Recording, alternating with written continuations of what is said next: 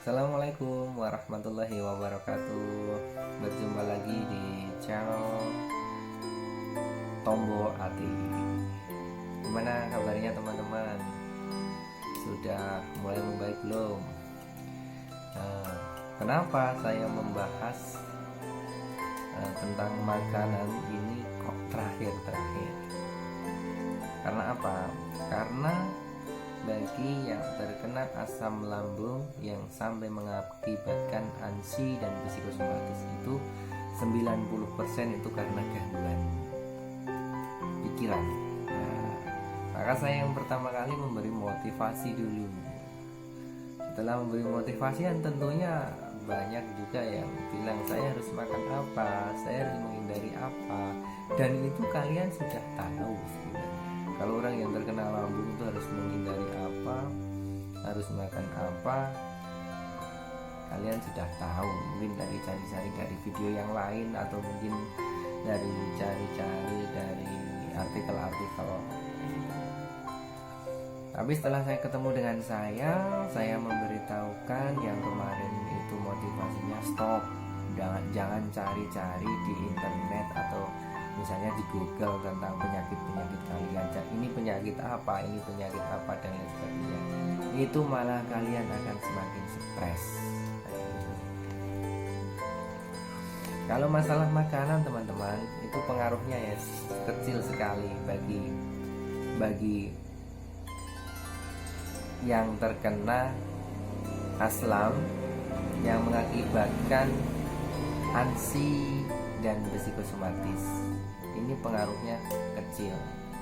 Kenapa saya bilang begitu? Padahal kan lambung kan hubungannya dengan makanan. Nah, kalau masalah makanan itu cocok-cocokan teman-teman. Kalian terganggu di lambungnya itu karena pikirannya 90%, tapi makanannya itu juga hanya 10% lah pengaruhnya. Nah, setelah kalian melihat video saya dengan urut dari video pertama sampai ini, saya yakin perubahannya sudah banyak, sensasi-sensasinya sudah banyak. Apalagi kemarin sudah ada video tentang pijat-pijat mandiri, terapi-terapi pijat mandiri gitu. Nah sekarang ditambah makanannya, pola makan itu seperti apa? Setelah pola pikir sudah, terus pola hidup sehat, harus berjemur, harus olahraga ringan, harus ini kan udah terapinya seperti yang saya sampaikan di video yang keberapa itu, kalian bisa lihat terapinya. Dan yang sekarang makannya, pola hidup sehatnya udah, pola makannya. Pola makan itu kalian cocok-cocokan. Seperti saya dulu, ada yang bilang kalau makan pisang itu kembung, tapi saya cocok. Alhamdulillah saya makan pisang nggak ada pengaruhnya sama sekali.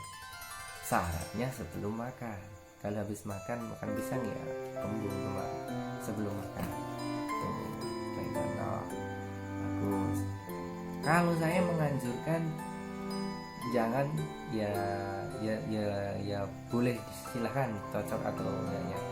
Kalau makan nasi itu, kalau saya itu nasi biasa, bukan nasi bubur, nasi biasa, tapi mengunyahnya lebih lama teman-teman, seperti itu. Nah, nasinya sama lagi buah, kembali ke buah, campur-campur ini bisa. Udah pepaya bagus, pepaya juga bagus. Yang saya suka itu waktu aslam itu apel teman-teman, apel manis itu camilan saya. Kalau saya masuk kerja jam 10 makan camilan, ini camilannya apel itu. Jam 12 makan nasi, jam 2 makan camilannya buah lagi apel itu. Kalau enggak ya pil. Oleh tuh buah-buahnya. Terus apalagi ya yang bagus-bagus ya, yang dihindari aja ya. Kalau saya yang saya hindari karena nggak cocok itu yang berlemak-lemak hati ya. Dulu itu waktu makan di kantor itu di di tempat saya kan ada upacara adat apa gitu, itu kan mengirim istilahnya tumpeng ke kantor. Saya ikut makan dan di situ ada rempelonnya sama api, saya makan itunya. Langsung sensasi, luar biasa. Saya hampir nggak tahan, saya hampir pingsan waktu itu karena makan itu. Ya, saya hindari. Nah, sekarang yang makan udah nggak apa-apa. Telur teman-teman, saya nggak cocok telur. Tapi kalau teman-teman cocok, silakan, nggak apa-apa. Saya cocok-cocokan. Dicoba dulu sensasinya bagaimana. Terus saya nggak cocok begitu. Ya, saya takut bang, saya takut bang mas. Nanti kalau misalnya saya makan langsung saya terjadi sesuatu kok, saya pakai uji coba segala. Dan seperti itu teman-teman. Saya mensikapinya begini. Dulu memang saya takut begitu juga teman-teman. Tapi saya mensikapinya begini. Kalau saya makan sesuatu dan itu mengakibatkan saya sensasi, saya langsung bilang begini, tadi memang saya makan ini jadinya seperti ini gitu. Jadi setelah itu disadari maka akan normal teman-teman. Sebelum proses sembuh pun juga seperti itu. Sebelum sampai sembuh total seperti ini, kalau saya misalnya makan ketan sebelum sembuh ini, makan ketan, perut langsung panas kemeruel itu, terus kerubukan, terus naik sini agak panas, saya tanya apa saja, saya habis makan ketan, nggak apa-apa nanti pulih sendiri lah, habis makan ketan ya biasa seperti ini. Ngopi juga seperti itu dulu teman, sebelum sembuh ini. Tapi kalau belum sembuh, benar-benar belum sembuh, nggak boleh, kopi nggak boleh, kopi pedas itu yang nggak boleh, kopi pedas, nanas nggak boleh ya. Terus kacang-kacangan itu yang mengandung trigliserid tinggi, itu membuat kita kaku-kaku.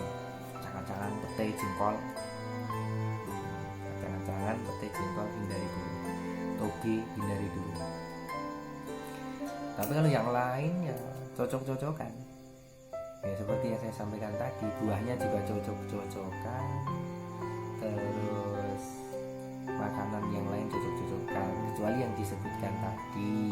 Saya ulangi, petai, jengkol, terus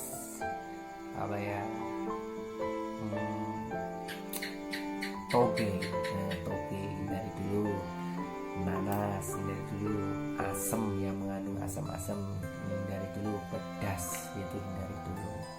Terus bumbu menyengat semacam tongseng dan pokoknya yang pakai bumbu menyengat hindari dulu.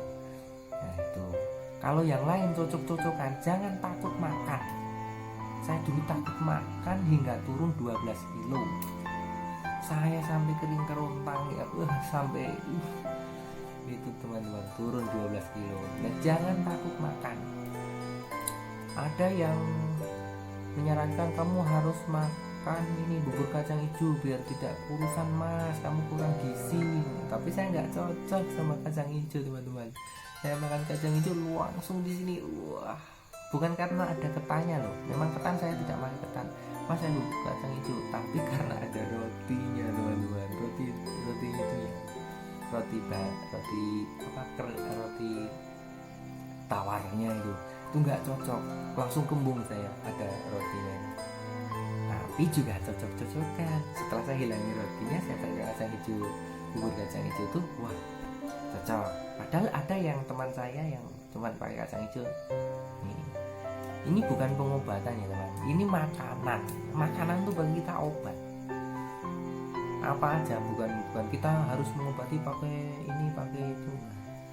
Yang pakai kunyit, pakai garut, pakai ini itu juga cocok-cocokan, sudah saya sampaikan di video sebelumnya. Tapi ini masalah makanan, menyampaikan masalah makan bagi penderita asam lambung seperti itu. Bayam bagus, sayur bayam. Tapi jangan kangkung jangan dulu kangkung. Termasuk yang pandangan loh menurut saya. Kangkung bikin ngantuk, terus perutnya nggak enak makan kangkung. Daun pepaya jangan dulu, daun pepaya. Tapi kalau daun ketela pohon, daun ketela boleh, bagus. Kalau saya loh sekali lagi teman-teman, cocok-cocokan. Saya sebenarnya nggak ingin membahas makanan tentang ini ya, tentang asam lambung. Tapi karena banyak teman-teman yang bertanya saya harus makan apa, mas, saya harus menghindari apa, ya itu.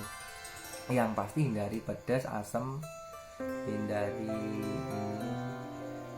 kol yang mengandung gas, kol. Tapi kalau kol sama kubis itu kalau misalnya dimakan mentah nggak apa-apa, itu dihindari. Kalau dimasak itu yang mengakibatkan gas. Saya seperti itu, saya merasa seperti itu. Terus kalian apalagi ya, kalau salah makanan jangan takut.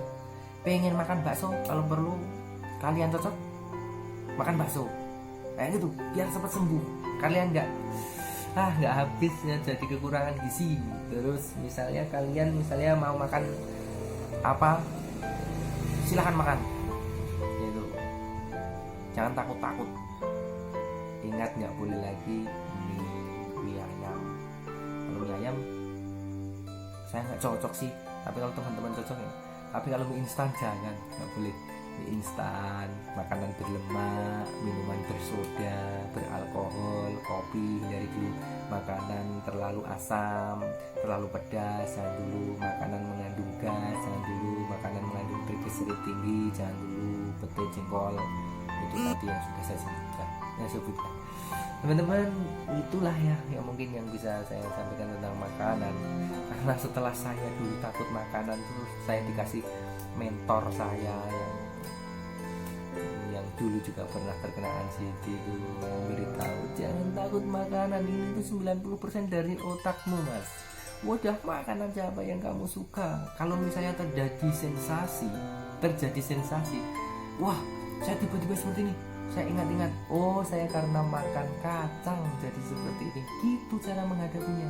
Wah, terjadi sensasi, oh ya memang perut saya seperti ini, saya habis makan ketan, gitu langsung kan, nanti sembuh sendiri.